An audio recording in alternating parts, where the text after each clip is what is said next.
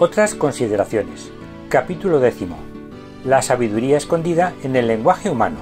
Primera parte. Planteamiento inicial.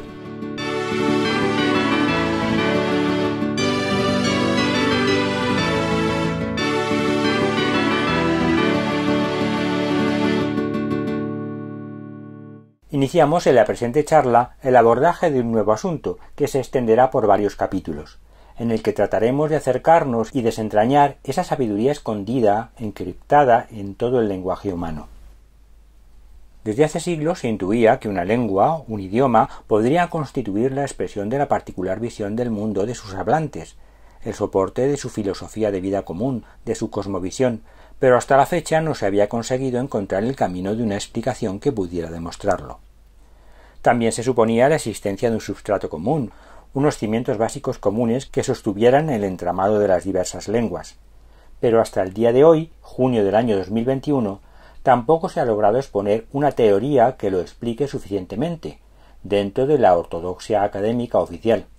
Ortodoxia académica oficial que es la que establece lo que se debe conocer o no, divulgar o no, valorar o no, dentro de su ámbito lingüístico y dentro de sus particulares criterios de control del saber. Cierto que quien les habla encontró el camino de hacerlo posible allá por el año 1983 y que han pasado desde entonces 38 años. Pero para el interés lingüístico y divulgación mundial es como si tal acontecimiento nunca hubiera ocurrido. Es como si una nube de ceguera se hubiera apoderado de todo el orbe conocido, incapaz de ver nada aunque le sea puesto delante de los ojos y de forma generosa y altruista en pos de un bien común, y bajo el auspicio del Señor Dios, garante último de toda la realidad y todo lo creado. Aunque quizá sea esa referencia final la desencadenante de todo el problema, ya que el saber oficial parece últimamente empeñado en demostrar la autosuficiencia del hombre frente a cualquier otra cosa que pueda oscurecerla, prefiriendo ignorar la verdad antes que ésta puede desmontar un buen relato a sus artífices, ese que establecen según su particular criterio. Bien, pues a ambos aspectos, el universal y el común, la diversidad y la unidad en el enfoque, van a ir apareciendo a continuación y a lo largo de la explicación y argumentación a desarrollar en los diferentes apartados y capítulos en los que iremos dividiendo la materia a tratar. Procuraré que la explicación sea lo más sintética, clara e ilustrativa posible, o que yo sepa hacerlo, pero el asunto es lo suficientemente abstracto y teórico como para hacer difícil asentarlo en lo concreto y en lo práctico, que facilite la comprensión del mismo.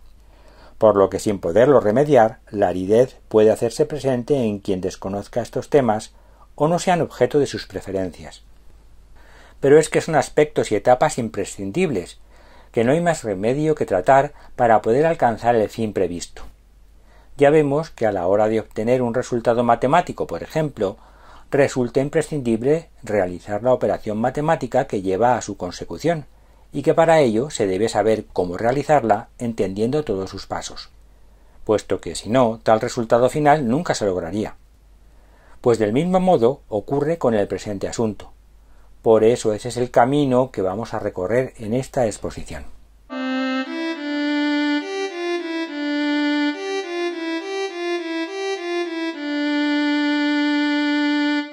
Modos de abordaje de este análisis del lenguaje destinado a desentrañar la sabiduría escondida en él. Primero, por descomposición o descendente. A partir de la estructura gramatical se va descomponiendo ésta en sus partes integrantes, con lo que la oración se fragmenta en palabras, estas en fonemas, y estos en sus constituyentes sonoros. Simultáneamente se hace lo propio con el contenido conceptual que dicha estructura pretende transmitir. El contenido conceptual de la oración se desglosa en los contenidos conceptuales propuestos por las palabras, pero en lugar de detenerse aquí, el proceso de descomposición se continúa, fragmentando las palabras en los conceptos proporcionados por sufijos, prefijos, etc., para acabar aislando los conceptos aportados por cada fonema y saltar así a la estructura sonora de los mismos. Este es el modo de abordaje que yo seguí cuando realicé este estudio, que concluyó en 1983, pero que ya llevaba 10 años previos preparándolo y los 3 últimos, o sea, los 3 previos desde el año 1980, pues ya me dediqué a investigarlo ya de hecho. Pero este modo, por farragoso y porque presupone conocer de antemano y en profundidad un determinado idioma, no es el que utilizaremos en esta exposición, aunque sí nos será de utilidad a posteriori para confirmar por otra vía lo que hayamos encontrado. Sí habrá que reseñar que los conceptos resultantes se obtienen a base de comparar y oponer conceptos en los que sólo haya un componente común para averiguar qué tienen en común, o principalmente que sólo se diferencien en un componente para saber cuál es el común denominador que marca la diferencia. Por ejemplo, si cogemos una palabra y le aplicamos una serie de sufijos en el que sólo se varíe una vocal, pues averiguaremos qué aporta esa vocal, que tiene de común y que tiene diferencia. Por ejemplo, usamos la palabra libro y el sufijo aco y decimos libraco, libreco, librico, libroco y libruco. Y así se pueden comparar con una sola variación de la vocal en lo que se parecen y en lo que se diferencian. Bien. Segundo modo de abordaje. Por integración o ascendente. Partiendo del sonido, llegar a la gramática, asignando para ello una entidad conceptual lógica a cada uno de los componentes del sonido o de cualquier onda. Se van integrando estos conceptos entre sí, al igual que se hace para construir la música, que resulta ser un lenguaje universal, para alcanzar de este modo la estructura de un determinado fonema y, en consecuencia, conseguir recomponer la gramática en orden inverso. Es decir, le asignamos, se podría decir arbitrariamente, en este caso no es arbitrariamente porque es el que se ha obtenido por descomposición. Al llegar a la descomposición se encuentra el concepto básico de los componentes de la onda para luego eso aplicarlo como una atribución lógica. Bueno, pues este es el sistema o modo que utilizaremos aquí por ser el más claro, universal y preciso, aunque debe integrarse con el modo anterior para llevarlo o encarnarlo en la realidad y así poder obtener lo que buscamos. Cuando yo hice el estudio, este segundo sistema es el que me sirvió para definir todos los conceptos con mucha más precisión y mucha más claridad. Bueno, pero también hay un tercer modo de abordaje.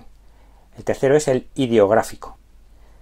Esto solo puede realizarse con los idiomas que poseen escritura o algún sistema pictográfico más o menos equivalente, ya que se sirve de la imagen y no del sonido.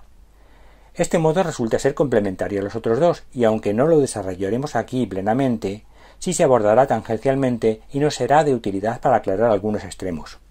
Cuando yo realicé el estudio, esto me lo encontré al final por casualidad, porque veía que los diseños, los dibujos de las letras definían mejor el concepto que casi la propia palabra que se utilizaba para definirlo. Este modo ideográfico comparte con el modo ascendente o integrador el hecho de asignar una entidad conceptual lógica básica a los elementos de un diseño gráfico, que en una imagen bidimensional son 2 y en una tridimensional son 3.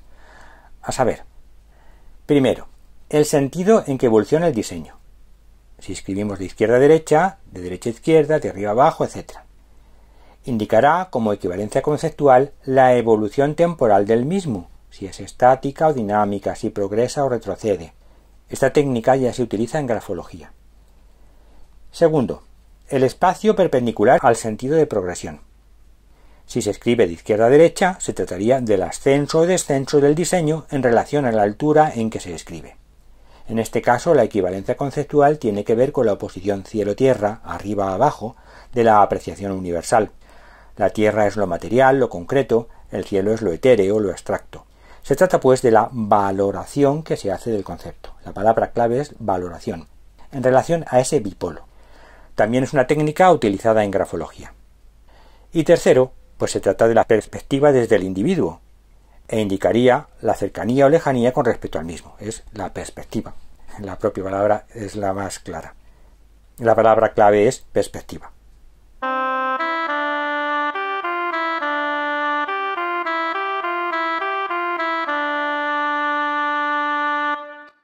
Bien, pasamos a la onda. La onda como soporte conceptual. Una onda sonora, y por extensión cualquier onda, viene determinada por 3 variables.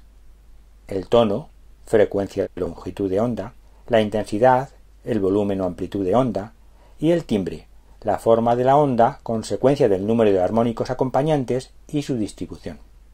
Veamos cada uno más en detenimiento. El tono. Podemos decir que una onda es una vibración u oscilación, ciclo, que se repite. Cuando digo onda, no solo hablo de onda sonora, aunque nos concretemos ahora a la onda sonora, sino puede ser cualquier onda, la onda lumínica, por ejemplo, la microonda, cualquier onda o cualquier vibración. El número de vibraciones o ciclos por unidad de tiempo es a lo que denominamos frecuencia y se expresa en ciclos por segundo, también llamados hercios, de tal modo que un ciclo por segundo equivale a un hercio. El oído humano puede captar frecuencias sonoras entre aproximadamente 16 hercios y 20.000 hercios, pero la voz humana solo puede emitir frecuencias entre 300 hercios y 3.000 hercios. Para identificar una frecuencia se precisa, al menos, oír dos ciclos completos. El primero para identificarla y el segundo para confirmarla. ¿Y esto por qué? Para poder distinguir entre sonido, frecuencia regular determinada, y ruido, frecuencia irregular indeterminada. Habitualmente la matemática, para pintar una onda, pues pinta como una circunferencia que evoluciona en el tiempo, y eso es lo que se llama una onda. Entonces, desde el punto de inicio hasta el punto en que se repite por completo la onda, es lo que se llama la longitud de onda o frecuencia. La longitud de onda es la distancia y la frecuencia es el número de ondas por unidad de tiempo. ¿Cómo quedará más determinada y definida una frecuencia para nuestro sentir? ¿Si oímos 300 ciclos o si oímos 3000? Evidentemente, si oímos 3000, porque en el mismo espacio caben 3000 ciclos y en el otro solo cabían 300, con lo cual queda mucho más definida la onda. En consecuencia, cuanto más ciclos haya en la misma unidad de tiempo, más sensación de definición tendremos. Por ello, un sonido grave, frecuencia baja, nos aportará el concepto de menor definición, una mayor indefinición, podríamos decir, en relación con otro agudo, que es una frecuencia alta. En resumen, el tono nos indica el grado de definición del concepto. La palabra clave es definición. Cuanto más grave, más indefinido; cuanto más agudo, más definido. Segundo aspecto de la onda: la intensidad. La amplitud de la onda nos indica la cantidad de energía que ésta lleva, y en consecuencia aporta al concepto la cantidad, la intensidad del mismo. Es tan evidente la equivalencia que no precisa más explicación. Si el sonido es débil, indicará debilidad. Si es intenso, intensidad. Si un sonido es intenso pero se aprecia como débil por nuestro oído, se interpretará como débil por nuestro cerebro. Tercer aspecto: el timbre. El timbre está constituido por un tono base al que se suman otras frecuencias que modifican la estructura de su onda, pero no anulan su frecuencia base.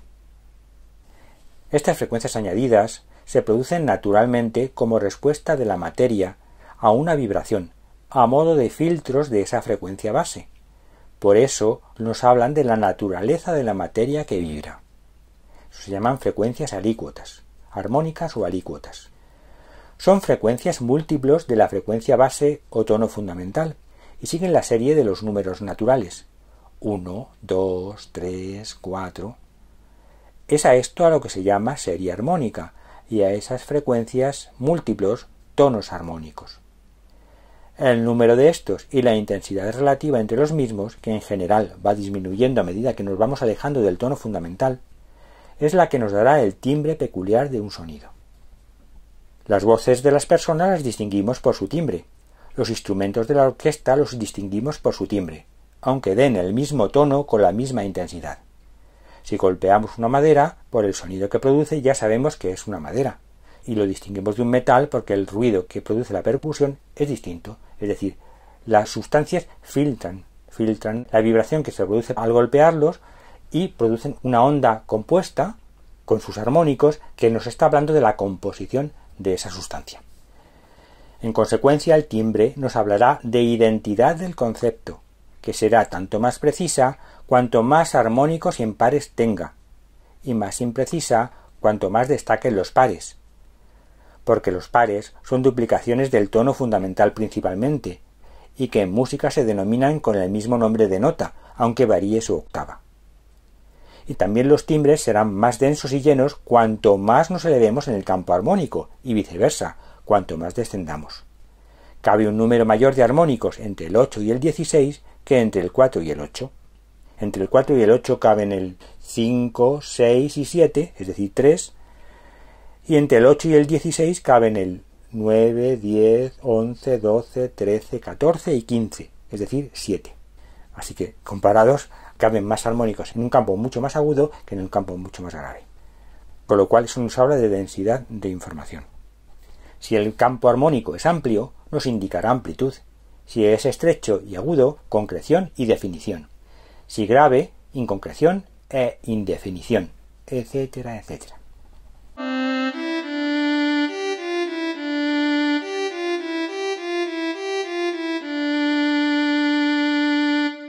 Los fonemas. Los fonemas son entidades sonoras con identidad propia dentro de un idioma, que en el español, en un alto porcentaje, suelen corresponder con las letras escritas. Los fonemas, además de integrar en sí las variables sonoras antedichas, intensidad, tono y timbre, también incluyen otra, la variación en el tiempo de las mismas. El conjunto de fonemas de una lengua constituye a su vez el conjunto de conceptos elementales que van a definir el universo ante el que se sitúa el hablante. Son pues distintos puntos de vista desde los que situarse al contemplarlo, por lo que la elección de dichos ángulos de visión nos indicará ya, en un primer paso, la filosofía subyacente motivadora de tal elección. Se comprenderá también que dichos conceptos elementales sean portadores de una gran abstracción que supera ampliamente la de la palabra concreta que emplearemos para definir a cada uno de ellos, ya que se trata de ver todo el universo desde una particular perspectiva, pero se intentará que sea la más aproximada. Hay fonemas que mantienen siempre invariables sus características identificativas, y otros que pueden permitir la variación de algunas de ellas sin perder su identidad dentro del idioma, convirtiéndose entonces en fonemas funcionales.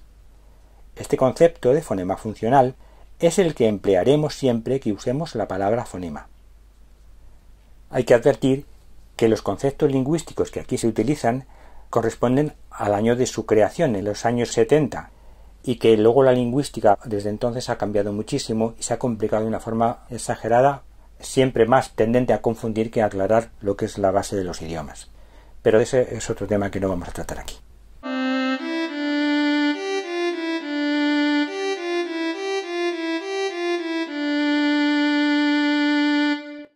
La elaboración de los fonemas. La voz. La voz es el medio ejecutor de los fonemas. Veamos los medios con los que cuenta el cuerpo humano para producir e introducir las variaciones en dicho sonido. El aire que viene de los pulmones encuentra una serie de obstrucciones en su salida, destinadas a originar el sonido y a modificarlo. La primera de ellas se encuentra en las cuerdas vocales. La estrechez o angostura voluntaria que producen es la que origina la voz. Si vibran las cuerdas vocales, obtendremos un sonido. Si no vibran, el resultado será un ruido. Esta diferencia es la que sirve para clasificar los fonemas en sonoros y sordos. Un ruido, aunque su tono fundamental sea una frecuencia indeterminada, no por ello deja de producir armónicos en las cavidades de resonancia de la cabeza, que a su vez pueden ser igualmente modificados. La voz sale de la laringe a través de la glotis, para llegar a la faringe. En algunos idiomas se utiliza un chasquido glótico. La laringe es el lugar donde se encuentran las cuerdas vocales, pero está tapada por la glotis, que es una especie de tapadera, de tapón, para que no entre la comida. De la faringe pasa a la boca, pudiendo simultáneamente alcanzar las fosas nasales si el velo del paladar no está levantado. Si pasa a las fosas nasales, esto producirá una resonancia nasal sobreañadida, lo que dará lugar a los fonemas nasales. En la boca se encuentra con la abertura variable de esta cavidad y la lengua que modifica su capacidad produciendo estrechamientos. Si la lengua modifica la forma de la cavidad bucal, pero no produce grandes estrecheces, lo que se obtiene son los fonemas vocálicos. Si por el contrario los estrechamientos son importantes, se consiguen los fonemas consonánticos. Finalmente, la voz supera los dientes y se encuentra con el último regulador, los labios, que pueden desde impedir su salida hasta facilitarla grandemente, afectando su modificación tanto a los fonemas vocálicos como a los consonánticos. A esta característica se le denomina labialidad. Esta labialidad es la que, por ejemplo, si decimos la vocal I, pero cerramos los labios y ponemos los labios de U, tenemos U, que es una vocal francesa, o también en alemán. A su vez, los fonemas también se subdividen según el lugar en el que se produce la estrechez y el modo de ésta. Dicha angostura puede ser superada suavemente, dando lugar a los fonemas fricativos. Fricativos porque sale rozando el aire. O tratarse de una obturación que ha de vencerse de súbito, en cuyo caso se obtendrían los fonemas oclusivos. El punto concreto en el que se produce la dificultad dentro de la cavidad bucal es determinante a la hora de delimitar y estructurar el campo de armónicos que dará entidad al fonema. Así, los fonemas consonánticos se subdividen en labiales, en el que intervienen los dos labios, labiodentales, en el que interviene el labio inferior y los dientes superiores, linguodentales, en que es la lengua y los dientes, linguoalveolares, que eso es la lengua y los alvéolos, es decir, el lugar en el que se insertan los dientes en las encías, linguopalatales, anteriores y posteriores, que es la lengua con el paladar, anterior o posterior, linguovelares, que es la lengua y el velo del paladar, y linguouvulares, gutturales, que son los que tienen que ver con la úvula, pero el sonido se produce directamente de la garganta. Y los fonemas vocálicos en anteriores, centrados y posteriores, a la vez que atendiendo al grado de abertura, a abiertos, medios y cerrados. Vemos que la cosa se está complicando mucho. Y todavía no hemos empezado a complicarse. Bueno.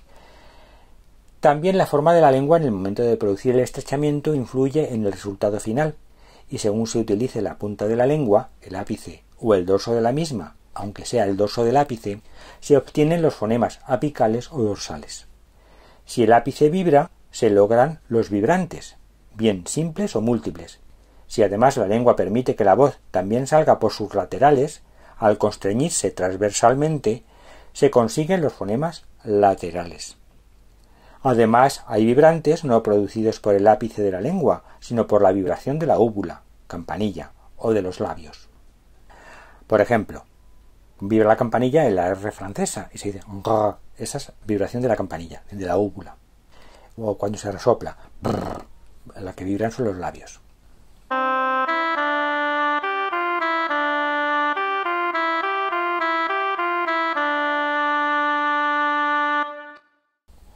Semántica de las variables. La semántica trata del significado conceptual, en este caso aplicado a las variables que van a constituir cada fonema, a modo de adjetivos que modifican un nombre dado. Aquí ya se trata de aplicar un significado a cada variable sonora. Veamos uno a uno estos significados. Sonoro. Se trata de una frecuencia regular base que requiere un proceso activo de organización sonora para producirse. Vibración. Indica actividad organizativa. Sonoro, actividad. Sordo. Ruido o frecuencia indeterminada. No hay organización frecuencial. Indica pasividad organizativa. Sordo, pasividad. Oclusivo. Chasquido de apertura que precede a un determinado timbre. Indica comienzo del significado. Oclusivo, comienzo. Fricativo. El timbre mantenido sin el chasquido inicial. Mantenimiento del significado. Fricativo, mantenimiento. Nasal. Se incrementa el campo armónico con la resonancia nasal. Incremento del significado. Nasal, incremento. Lateral. La lengua permite que salgan reforzados los armónicos graves, produciendo un contraste con los agudos, dando sensación de espacialidad, dos planos.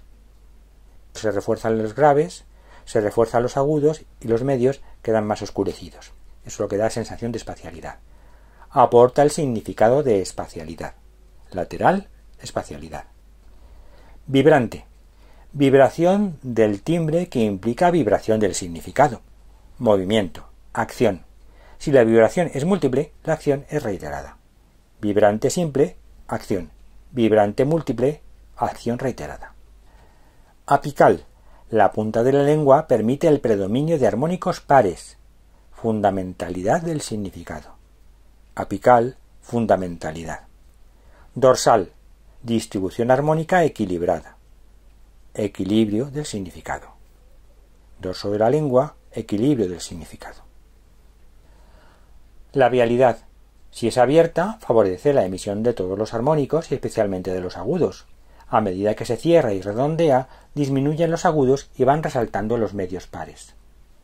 Juega con el bipolo claridad-oscuridad e indica la claridad del significado. Labialidad, claridad. La labialidad deja de ser una característica del fonema para convertirse en una posición en el caso de los fonemas bilabiales, en los que predominan los armónicos medios pares, y de los labiodentales, en los que son los medios impares los imperantes. Posición. A medida que la estrechez se produce más cerca de los dientes, en el interior de la cavidad bucal se va acotando y seleccionando el campo armónico agudo y sobreagudo, y viceversa, cuanto más cerca de la óvula se selecciona y acota el campo armónico grave. Seleccionar lo grave equivale a hacerlo con lo básico y esencial de un significado o concepto, mientras que elegir lo más agudo supone escoger lo más superficial y accesorio del mismo. La posición varía de lo básico a lo accesorio. Abertura. Cuanto mayor sea la abertura de la boca, mayor riqueza armónica y en consecuencia mayor amplitud conceptual. De ello se deduce que las vocales aportarán una mayor amplitud conceptual que las consonantes. Duración. Cuanto más se prolongue la emisión del sonido, más pervivencia habrá del significado, y viceversa. Duración, pervivencia. Tonalidad. Ya se indicó al referirnos al tono de la onda. Cuanto más agudo sea ese tono, mayor definición del significado, y al contrario.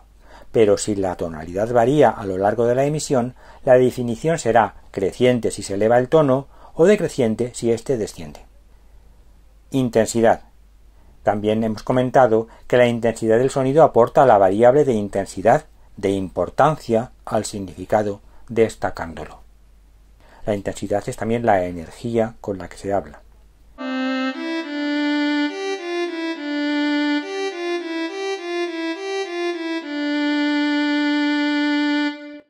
Y hasta aquí este capítulo que presenta el planteamiento inicial, que lo continuaremos en el siguiente con el significado de los sonidos del habla.